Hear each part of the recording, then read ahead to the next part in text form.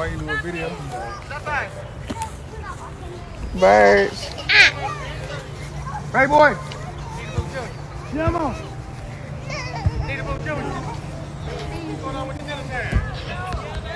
This is the story of 31-year-old Kadesha Birch, a mother of two, who was entangled in an abusive relationship with her boyfriend 23-year-old Roosevelt Davis III. A man with a history of violence whose actions would shatter countless lives. In an act of self-defense, Kadesha would shoot Roosevelt, resulting in her being charged and arrested.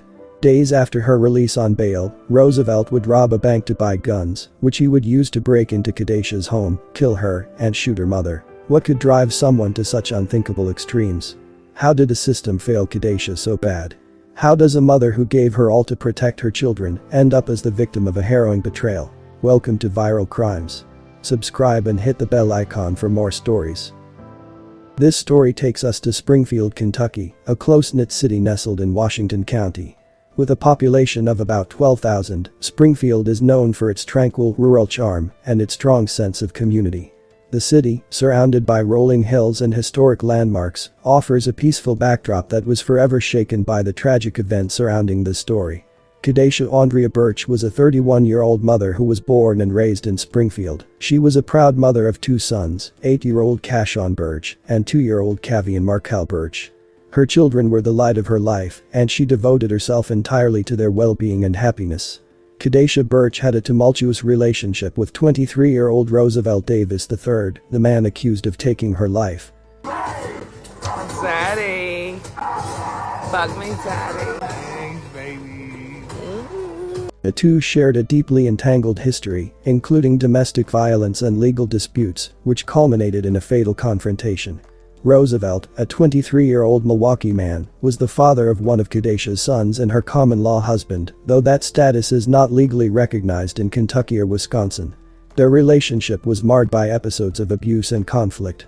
Court records detail a particularly harrowing incident in October when Kadesha, in an act of self-defense, shot Roosevelt in the leg after he allegedly strangled her during an altercation. She was arrested and charged with attempted murder and wanton endangerment, but those charges were later reduced. She posted bail on December 23, just days before she was killed. Despite the danger she faced, Kadesha tried to maintain a semblance of normalcy for her children. However, Roosevelt's behavior grew increasingly threatening in the weeks leading up to her death. He reportedly sent intimidating text messages to Kadesha's family, creating a climate of fear. This history of violence and coercion resulted in a tragic end for Kadesha on December 27, when Roosevelt forcibly entered Kadesha's Springfield home and opened fire.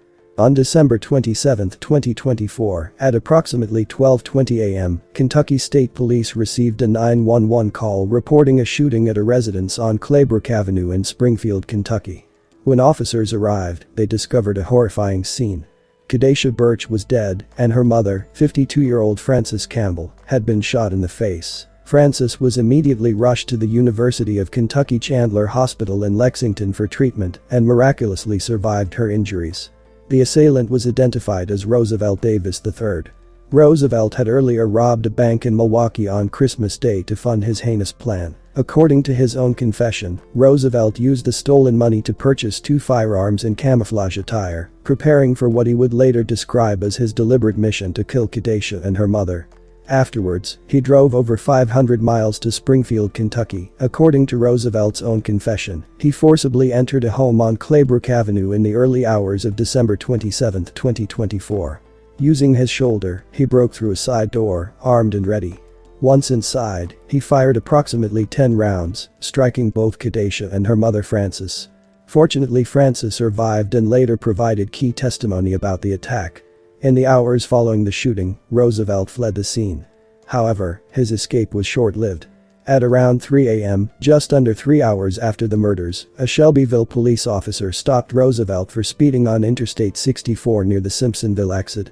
The officer noticed that Roosevelt's vehicle had a Wisconsin license plate and matched a description of the car flagged in connection with the Springfield shootings and the Milwaukee bank robbery. Roosevelt was arrested without incident during the traffic stop and taken into custody. Dispatch calls out of Shelby County paint a timeline of the moments leading up to 23-year-old Roosevelt Davis's arrest.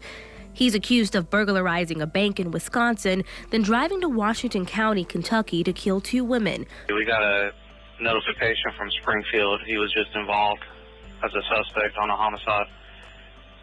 Just occurred a little bit ago. Police say officers responded to a 911 call just after midnight about a break-in on Claybrook Avenue in Springfield. They found 31-year-old Kadisha Birch, known as Day Day, dead from a gunshot wound, while 52-year-old Francis Campbell was shot in the face and taken to the hospital. Documents say Birch was Davis's common-law wife, although that's not recognized in Kentucky or Wisconsin. Yeah, it's awful thing. Shelbyville Police Chief Bruce Gentry says Davis was arrested early Friday morning in Simpsonville during a traffic stop after he was speeding on the interstate. He attempted to evade the officer at an outlet mall but was unsuccessful. Once he came back out, he just came to a stop at the traffic light. Just, it was a green light, just came to a stop. After he was arrested, the investigation was turned over to Kentucky State Police. While interviewing him, police say Davis admitted to using the money from the burglary to buy 2 guns in camouflage. He said he then drove to Kentucky to carry out the shootings. And it's never been nothing happened like that before. Now, according to these documents, Birch just made bond this week for an alleged assault against Davis back in October where she shot him. And days later, he's accused of killing her. It's awful. And I hope it don't do it again. Following his arrest, Roosevelt was charged with murder, attempted murder, and first-degree burglary, with domestic violence enhancements attached to the murder and attempted murder charges. His bond was set at $2 million. He is currently being held at the Shelby County Detention Center in Kentucky, awaiting trial. Kadisha's death sent shockwaves through her small Springfield community. Friends, family, and community members gathered for a vigil and balloon release in her honor. More than 100 people attended, filling the streets with an outpouring of love and grief. Kadisha Birch was known by many in Springfield, and that was clear Sunday night when people from all over came together for a vigil in her memory. Among them was Pastor Gene Livers. We remember when Day Day was a baby. I've eaten at the grandmother's table and the grandfather's. We got a long history together. He described Day Day as a joyful person, someone who was a light for others. That she would help you and nobody would have to know. And so to be such a young person in her 30s, that's unusual, because today we want to blow our own horn. You watch the news all the time and you see everything happening elsewhere. You never think it's going to happen here. Mayor Chris Essex also has a special relationship with Day Day's family. He graduated with her mother and he coached football with her stepfather. Day Day's light, she was a very, very, very happy person. When you talked to her, she didn't see a stranger. Regardless of what color you were, she was your friend. Mayor Essex says an entire community is grieving now. A community that hopes this never happens again. Pray with your children. Let them see you praying because they are the next generation. So we got to get busy doing that to show that we love them and sow some good seeds for the future.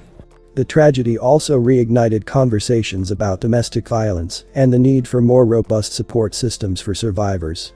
Friends and family emphasized that Kadisha's story should serve as a call to action for communities to provide better resources and intervention programs for those in abusive relationships.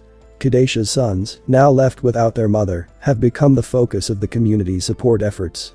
Friends and family are rallying to ensure that Kadisha's children receive the care and stability they need in the wake of this unimaginable loss. As the legal process unfolds, the community remains committed to seeking justice for Kadisha and her family.